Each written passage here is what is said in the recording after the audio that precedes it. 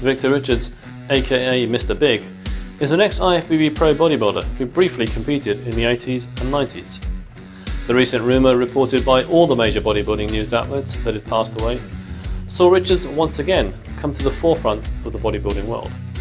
Of course, we all now know that it was, thankfully, not true, and that he's alive and well.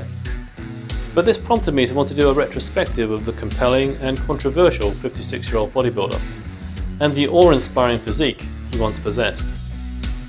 To many, Richards was the embodiment of bodybuilding, with many claiming he was the original mass monster, well before Dorian Yates. Unlike the bloated physiques of the 90s and 2000s, Richards was symmetrical with a large chest, small waist and huge legs. Born in Nigeria, Richards grew up poor and cites two major influences in his life. Arnold Schwarzenegger saying that he set the pace and people danced at his feet. Like me, he didn't just believe he was good, he believed he was great.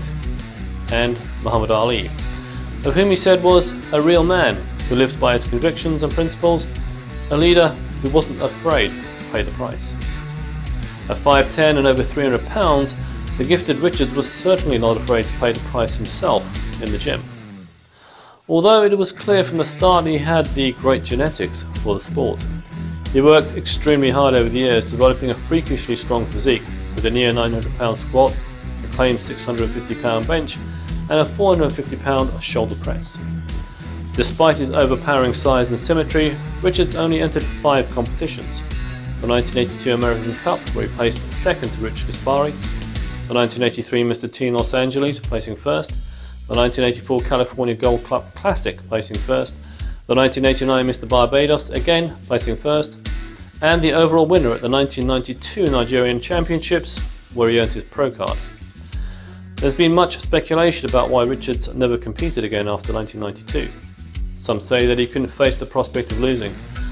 Others mention flaws in his back development, while still others talk about bodybuilding politics.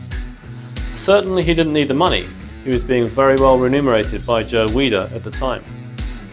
But Richards' own words are that he did not want to put his health at risk, that he feared cutting down to the very low body fat percentages required to compete would harm him.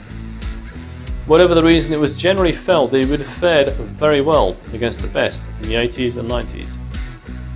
Indeed, there's footage of a now infamous incident at the 1994 German FIBO, where Richards gate crashes a pose down given by the then world's top bodybuilders and ends up dwarfing all of them. Included in that lineup were Paul Dillette and Dorian Yates. Richards made a point of standing right next to the then champion Yates and posing down with him.